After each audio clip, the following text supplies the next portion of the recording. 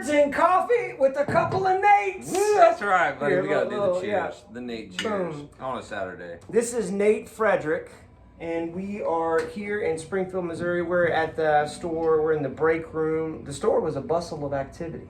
Yes, it was. And so we had to find a place to kind of, squirrel off somewhere and talk about music. Nate is an incredible songwriter, singer, and I love your guitar playing. Thank you. And I think you're just a phenomenal musician. I mean, Thank you very much. Absolutely, yeah. Appreciate And so to that end, he is in town playing a show. The first time I heard your music is when Alec and I were playing music. Alec Davis, and little plug for Alec there. And we were going down the road somewhere, and the first song that I heard was, and we'll talk about it here in a second, was "Love Someone." So, real quick, while you're watching this, what you're gonna want to do is on Spotify, on YouTube as well, right? All your stuff. Yep, all so places. So okay, so watch this in real time, but then as soon as it's over, the live is over, or if you're watching this later, just pause on this, open up a new YouTube window, go search for Nate Frederick and the Wholesome Boys. Yep, Yeah, there should be a YouTube but also page, Nate Frederick. You're Yeah, so Love Someone was off of a solo record called Different Shade of Blue. Yeah. And then we just released a project as Nate Frederick and the Wholesome Boys, March 3rd, which is self-titled. Yeah. And that's 6 tracks. It's like a proper EP. And- Just kind of the inception of us as a band. Because we've been a band for like 9 months now. Yeah, and I'm here to tell you, if you love classic country, but also country that has that, some would call it probably California influence, because there's a little bit of that Wrecking Crew, like Glenn Campbell, like more exotic chords. Yeah. Yeah, you know what I mean? Yeah, and, for sure. And I see you going, I don't know if I agree with that. But Oh no, I just was Yeah. like, whoa, like it's nice to hear. It's always like I have tried to not have my own ideas about my music, so to hear other people's interpretations is always amazing. Yeah, so there was an album by a guy named Paul Coffin. Yeah, I know Paul. Yeah, called My Gospel. And when that came out, I remember the first song I heard from that. I was at work one morning, and this guy's working with named Josh. It's a song called Young As You'll Ever Be. Mm-hmm. And I was like, what is this? And he's like, and he was just on a Spotify radio deal. And he's like, oh, it's this guy named Paul Coffin. And I was like, holy crap. And so because it had everything I love, a good story. It had a good hook, but also just beautiful chords, beautiful production. I loved everything about it. Listened to the whole album, fell in love with that. And I was like, man, this is like Roy Orbison, Marty Robbins, okay? Mm-hmm. So like, with his baritone kind of thing, but also with that kind of lush musical production of like that Wrecking Crew. And then here you come along, and I was like, holy crap, somebody else is doing it. And so I love it. I love your music. Thank you so much. That means the world to me. Yeah, and so thank you for being here doing this and taking the time, because I know you're going to and fro. Real quick, we got to talk about our guitars, and then we got to talk about this amp for sure. These are Shabbat guitars. And Nate came in here. I'm playing. This is a Shabbat Lion. A lion. It's clearly a Telly style thing, exactly. But it's really cool. It's got this Charlie Christian, and then you're playing this Shabbat Lynx, which is clearly like an S style guitar. And you just kind of fell in love with this, right? Oh man, yeah. So I normally play a Gibson 355, and then my acoustic is a Macmillan acoustic that my buddy Marty McMillan builds in Mount Juliet, Tennessee. But I grabbed this about 30 minutes ago. Yeah. In the room, and I don't use a pick really anymore, and this thing just sings for sure. Yeah, I had to say something. So, if the folks over at Shabbat Guitars are watching this, this guy loves your stuff, and so do I, and you should definitely keep your eyes and ears on the lookout for Nate Frederick. Speaking of cool stuff, tell us about this amplifier right here. So this is a PV Classic 50. This was Clint Black's amp. We got to do a couple shows with Clint and his band about 3 weeks ago in Florida and Georgia. And after those shows, they noticed that we didn't have any road cases because we just had our amps in the trailer. And that was something that was on the list for us to get for touring. And they invited us out to the warehouse in Nashville, and they hooked us up with a bunch of their old cases. One of those cases had one of Clint's amps in them. And Zach, his manager, called Clint, and Clint said, let Nate play it. He's like, somebody needs to play that amp. And still got all of his different presets on it also. So I've left those pieces of tape on there because he's obviously figured out how to make it sound good. And he's a great guitar player, great dude. Still has an amazing voice. Like, killer harmonica player too. I mean, he is the real deal. That was a fantastic experience getting to do that with them and to see an operation like that and just the humbleness, that still exists and with somebody that doesn't have to be that way. And he definitely gave us a tremendous gift, and we'll try to pay that forward. Set a really good example is really what I'm trying to say. Yeah, that's beautiful. Yeah, he was an awesome dude. Yeah, well, with that, here's what I'd like to do for this episode of Chords and Coffee. I want to show you a couple chord progressions from some of Nate's songs. Also, I would love, if our stream of consciousness will allow us to get there, I would love for you to give out advice and or encouragement to yourself 10 years ago. Because there's probably somebody that is literally living in the moment that you were living in 10 years ago from where you're at right now. And just some kind of advice. But let's see if we get there. And in the meantime, let's start with the Love Someone song. So that's normally with a capo, right? Yep, it's capo first fret, so I guess it would be starts off on an F minor. F minor, yeah. But we're just going to do it. E minor. Yeah. So would you mind? Would it be too much to ask just like to play like a verse and a chorus of that? Yeah. Do you want me to sing it? Yeah. Okay. Yeah. Absolutely. Yeah. See if I can.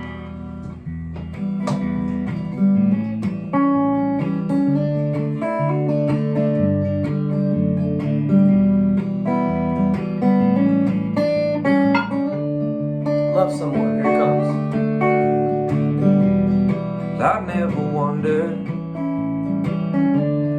where your heart was. Just hadn't seen it in a while. Lightning and thunder ended up under you and I always went out in style. There's always room for girls like you to make mess out of me.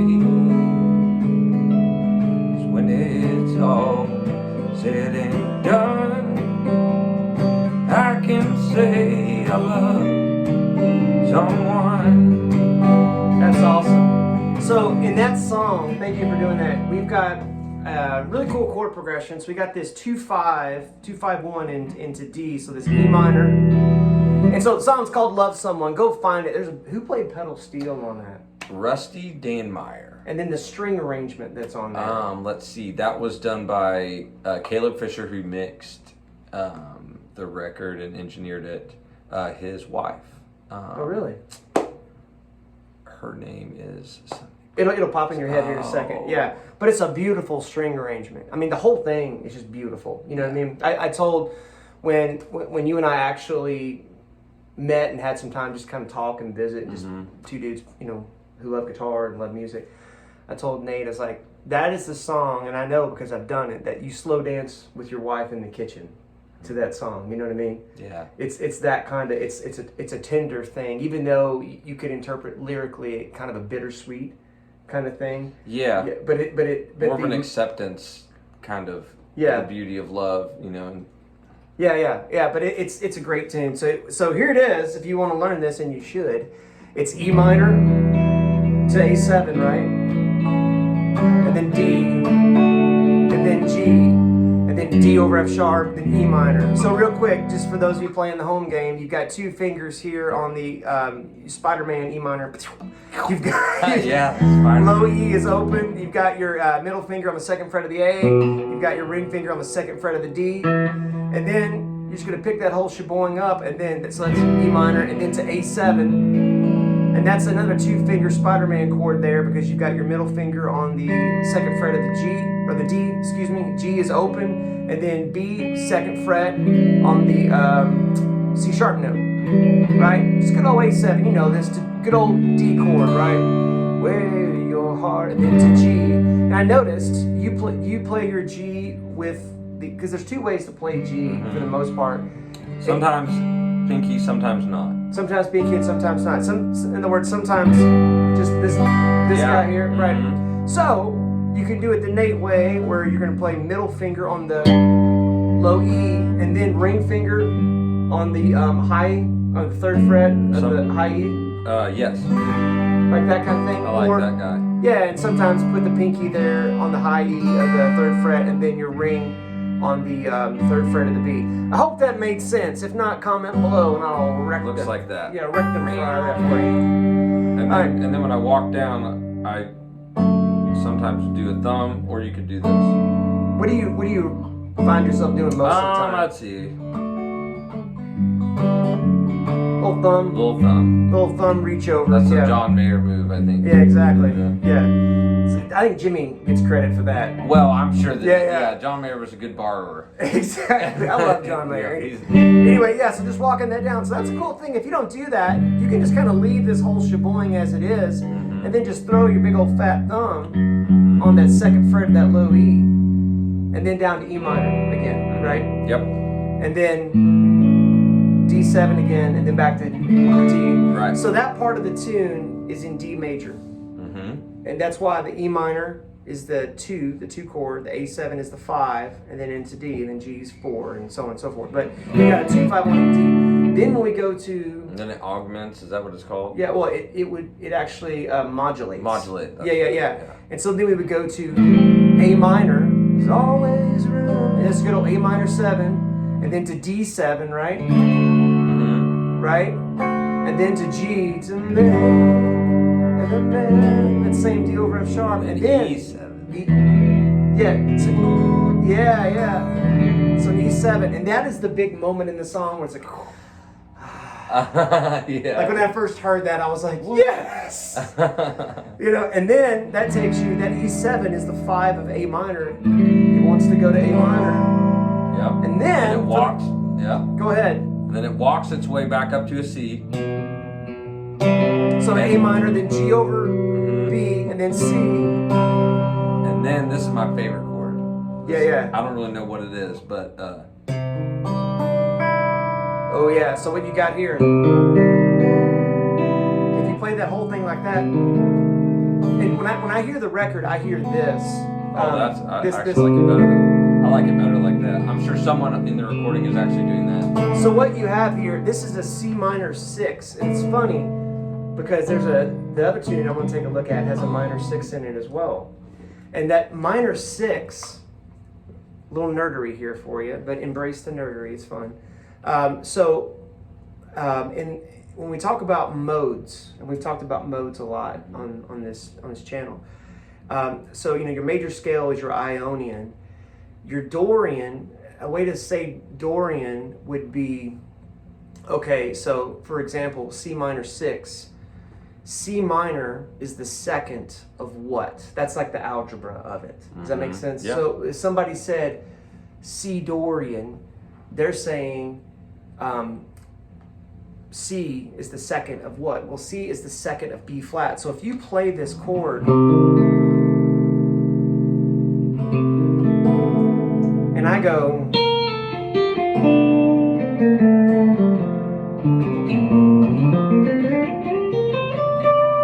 and so like if you're hanging on that chord, but not with the B natural in there, just straight across like that. If you're hanging on that chord and I play B flat major, and at first it doesn't sound right, but the more I stay here, the more you play it.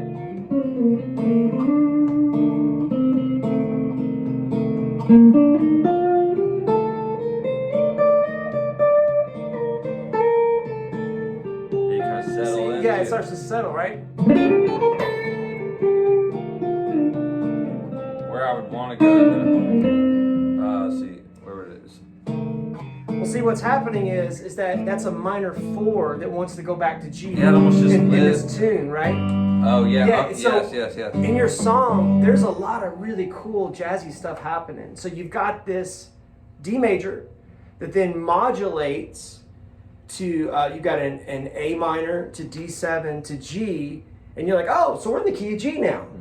cool, no big. And then G walks down to E7. You're like, all bets are off. All bets. Exactly. Now where are we, right? Because E7 wants to go to A major, but then we go to A minor again. You're like, oh, okay, so we had a 5 of the 2 to get back to this A minor, and you're like, okay, cool. So we're comfortably in, maybe G major again, A minor.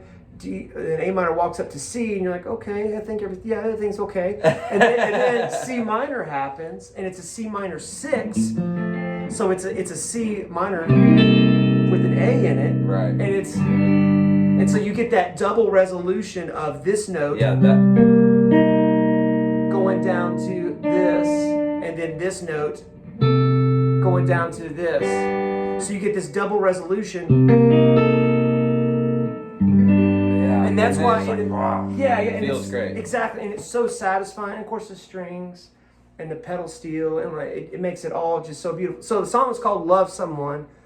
Nate Fredrick does a beautiful job on it, beautiful production, and all of it. That was David Dorn was the producer on that in Nashville. Yeah, it's great. I mean, if you don't like it, get you a big fat Q-tip and just work on the mirrors and get that stuff out of there, because you'll like it after that. All right, so let's do this other song. This is kind of cool, because is this song something that was born out of the band? No, but it was a song that was just kind of born out of. It was a co-write. I wrote it with a guy named Nick Halstead and Chad Bishop, and throughout living in Nashville and being a songwriter, like you kind of find songs to inspire you wherever you're at, and to kind of keep you going. And it was kind of an anthem type of song that it's called Daydream, and that's kind of what we're all trying to do. Is achieve some sort of not really validity, but like to be fulfilling our dreams. Yeah. And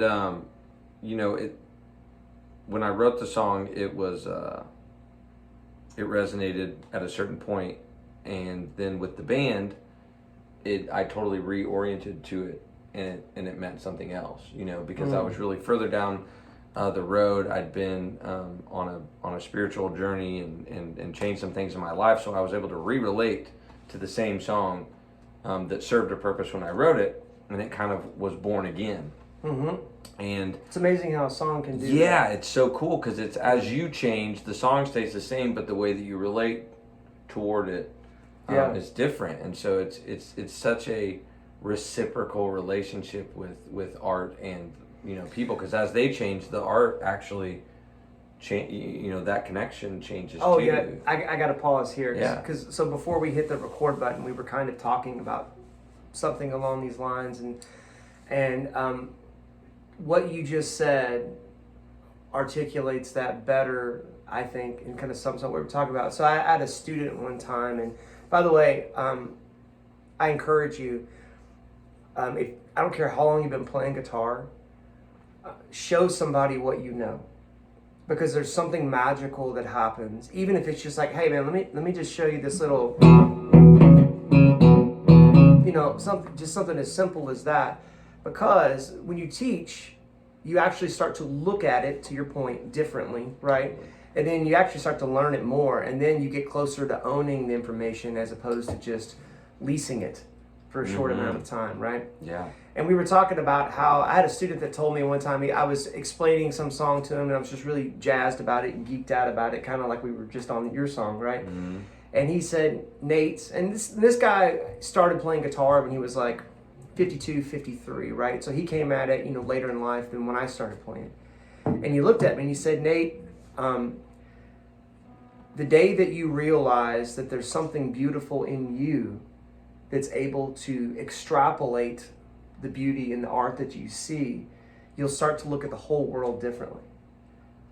You know what I mean? And that's what you're saying, Yeah, right. And that it is a partnership in the same way that it is with other human beings, or with anything that you're relating to, that you're able to recognize or to think about or to just connect with, is all inside of you. And so as you change, that song can stay the same, but it can become. That's why I think songs live forever, because as long as there's somebody. There was an old. Anyway, there have been songs that I've found that have been around forever, you know. But when I listened to them, for me, it was brand new. Yeah. You know, so that song essentially, in that connection, was brand new. Yeah. And born again, and I think that is the beautiful thing about art. Yeah. Is that it needs ears or eyes, or it needs the observer to be able to be alive. Yeah. That's good. And well so, said. and it shows you where you're at inside yourself. And if you're on a journey, or if you're trying to, you know, be aware of how you're relating to things, like the same song, the same picture, the same book, the same person can be a really good mirror to show you how far you've come. That's good. Thank you. Yeah, thank you for sharing that. Yeah, you're That was welcome. really good. You're welcome. So speaking of sharing stuff, I want you to hear this really cool chord progression. This is from Living the Daydream. And will you just play it really quick, and then I just want to point this out.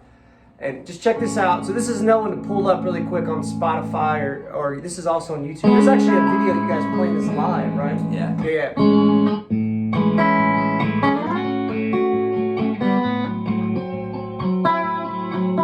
Do it again. So there's another minor sixth thing. You like that? I think I So do. check this out. And this is kind of a cool thing to learn it from the guy that wrote it, right? So you've got this A major 7. And by the way, I love what you're doing with your right hand. Tell them real quick how you run your amps. I just think it's, it's crazy well, how he does this. So my guitar player, Frank, he is like knows a lot more about the gear than I do, but he like sends me stuff and like old amps and like things, because I just started playing electric guitar like 6 or 7 months ago, you know, on a Well, you're doing 335. great. Yeah, Yeah. thank you, 355 or whatever it is.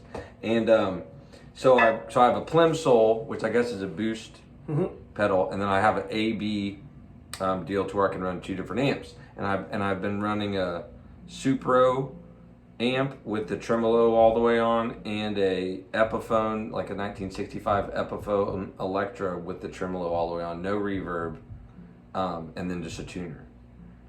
And it's like a dry, it almost sounds like a B3 Yeah. or like an organ. So like because I don't use a pick, so like these chords I guess are kind of piano-ish chords. Well, so they that's kind of like float out there, and it sits underneath. It fits within what the sound we're doing right now, to where it just like it fills up that space and doesn't walk on anything. Yeah, and it was so funny. I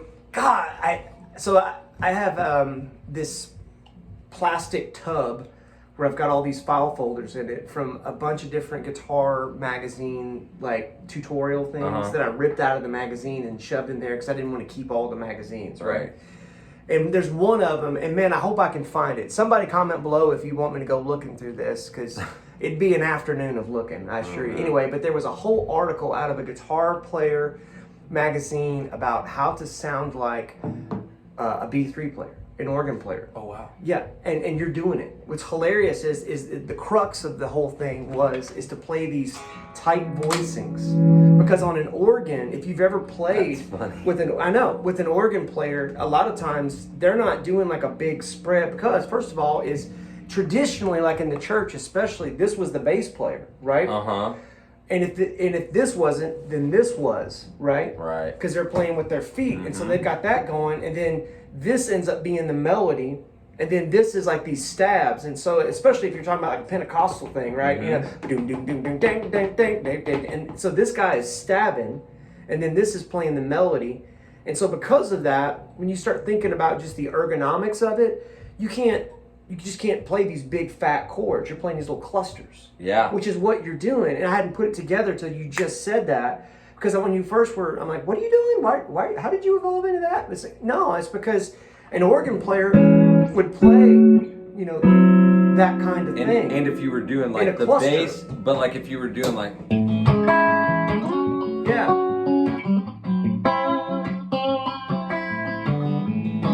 And because it's a tremolo, it's got a little that undulating, and there's these little harmonic things that are kind of flying around. Yeah, they're just kind of flying around. Yeah. And Frank is, you know, and the cool thing about this band with the Holster Boys is a 4-piece band, and everybody is not waiting for their time to go. We're all going 100% throughout all the songs because we're just playing parts.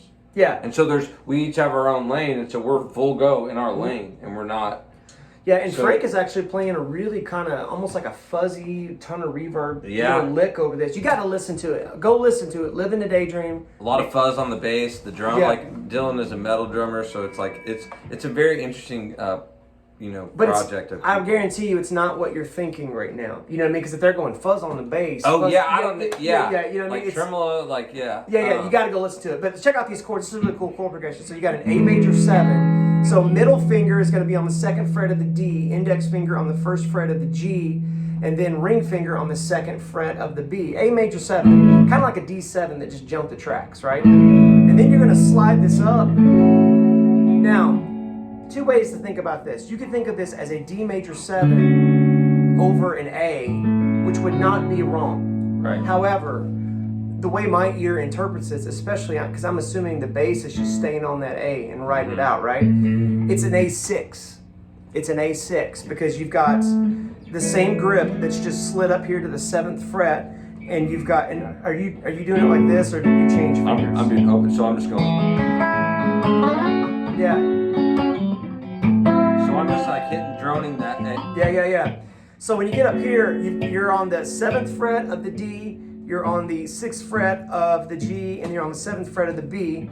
So that's your A6, because you've got an A note, you've got a C sharp, and you've got an F sharp. Then this little maneuver happens. Right? And so now your index is on the 4th fret, which is an F sharp, on the D string, 4th fret of the D. And then, are you doing it? Yeah, so you're skipping. And still droning that A, too. Yeah. And so you've got an A, you've got index finger on the 4th fret of the D, you've got ring finger on the 5th fret of the G, pinky on the 5th fret of the B, making an A minor 6. Go listen to that. It's a really cool tune. Thanks.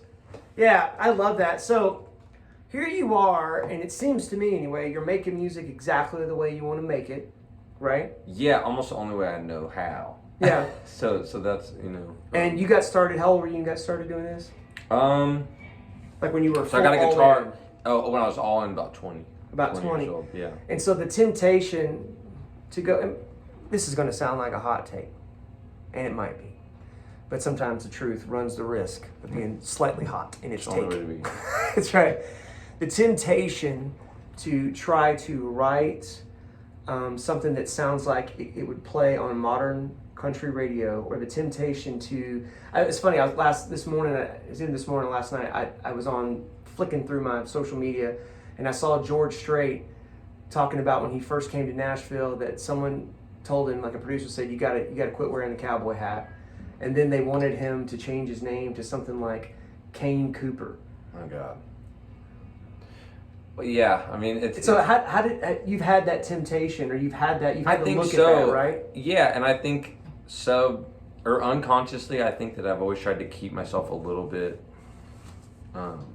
in the dark, so that about trying to be something, because it's kept me I've had that boundary. Because I felt like I do have a tendency to overanalyze and overthink things, and so if I started to understand a lot of the rules, I would over manufacture it, and so to trust kind of close my eyes and trust my heart, and a lot of the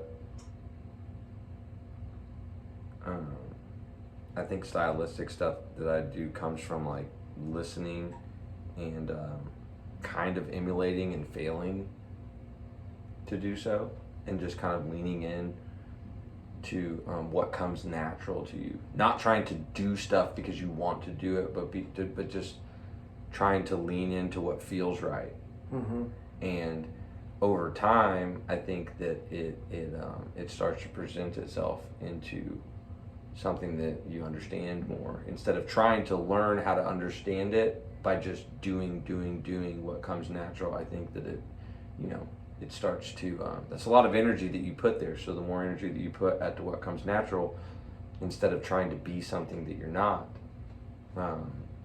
definitely solidifies, something that's original because it's from you, instead of, and I think that you do, I do watch a lot and I do listen and I do have a lot of, theories of where music is going and like things I like, but I just kind of describe them to myself in an analogous way. Instead of like music, it's just like, oh, this makes me feel warm, or this is like an orange kind of color, or like type of things that I can relate to like philosophy and like the conversations I have. So music seems much more like that to me, which is way more fun because I never liked math or anything like that. So I think it's beautiful that music can be approached any way, from as letter of the law or spirit of the law as you want it to be. Good. And so it's just, I just have my own Ugo way of understanding it for myself that's really fun, that keeps it fresh for me. Sometimes I used to be really self-conscious about that because I couldn't communicate with other musicians and like, but then I just learned to just communicate how the best I could in the way that I could and kind of bridge that gap, and I didn't have to know how things were put together as much as just like trusting my gut. And I think I practiced trusting my gut enough that I'm better now at it than I've ever been, and I hope to be 6 months from now. So it's kind of that. I didn't mean to cut you off. No, you're good. I needed to be. Yeah. That sounds like, because I was thinking like, I feel like we kind of got to the place, if you could tell yourself 10 years in the past, or someone watching this right now, and this is your opportunity to encourage, who you were 10 years ago, or someone who's in the exact same station in life, how would you encourage yourself? I would say that it's going to be okay, and that life is working for you and not against you, and it is preparing you. Instead of trying to get to a place that you want to be, you have to become the person that can be in that place. And that's good. And so, like, especially in Nashville, they call Nashville a 10-year town, And it's not because you got to be there for 10 years. And it's not that you understand what's going on. That town will make you, just like other towns, but like it will slough off all the stuff that you don't need, and you will become what you need to be to fit into the music industry. It's not a riddle. It's not a game that you unlock. It's that you become that which you seek, and the only way that you can do that is by keeping going. And life is doing things, and not doing things, but like things are coming into your life to make you better, to refine you. So it's working for you while it feels like it's totally working against you, and it's very painful at times. But to know that if you don't learn this lesson, it's going to show up again in a different form. And it's not because it's trying to beat you down, it's because it's trying to give you a gift. And it's trying to open you up to be able to receive that. And so if you look at some of the struggles and tribulations that come with chasing a dream or trying to, just live your life and understand that it's working for you instead of against you, it's definitely a beneficial and special approach that I think I wish that I would have had. But, to take care, of yourself and know that, and just be on your own team. That's good. Because I think that we are our own worst critic a lot of times, and we think other people care more than they do, and it's like everyone else has their own stuff, and it's amazing how many people in the music industry that are self-conscious are going into this soul-crushing, factory. Factory of soul crushing. Yeah, and it's like you gotta, it can spit you out, and it can, make you, people say like, oh, the music industry, spit me out and, just crush my dreams or whatever, like, because you let it. Because if you give it the power to do that, if you give anything the power enough to deter you from doing what you want to do, then absolutely it will crush you, and you don't need to be doing that. You don't need to go into that if you're not going to unequivocally just get better. It's not about getting there, it's about becoming something that is there. That is, so I'm a big believer in be, do, have, not have, do, be. Exactly. So many people think, and by the way, look, I'm a guy that sells guitars, but so many people think, man, if I have this guitar, if I have a record deal, if I have a blah, blah, blah, then I'll start doing the dream, and then I'll finally be happy. Yeah. Wrong. No, wrong. that was, yeah. Decide the kind of man, the kind of woman that you want to be. And do the work. Yeah, and have the action that supports that belief, and then you will have the fruit of that. Yeah, and learn how to enjoy the process of doing it, because if you're not happy with where you are now, like from my experience, I would tell myself, like, Nate, you're not going to be happy with any of it if you're not like the goal is to learn to enjoy. Yeah. It's not to get somewhere that you'll enjoy. Yeah. To be in the moment and enjoy the moment. Because there's so much beauty out there to be seen. And if you can't see it, it's such a waste. It's such a sad thing, because there won't ever be enough. Well said, man. And a philosopher. Oh man, that's why I love music. That's right. Man, I hope y'all enjoyed this. This has been a real treat. I've been wanting to have this guy on Chords and Coffee for a long time. So again, thank you for doing this. My pleasure. This is fantastic. Yeah, and you would be doing me a great honor and service if you would right now, seriously, go listen to all of his music, download your favorite songs, share them with your friends, especially the two that we went over here. That would mean a lot to me. And if they go to your website, they can find out where you're going to be playing. Mm-hmm. Yep, all our tour dates and tickets and all that stuff. It's all available. there, and he's got some really cool merch too, especially if you're into vinyl and that kind of stuff. Yeah. So, hey guys, thanks for watching. Thank you for being the most encouraging and supportive guitar community on the internet. It takes a lot of work, but here we are doing it. So that must mean that we've decided to be that. That's exactly right. There it is. All right, we'll see y'all next Saturday morning. See ya.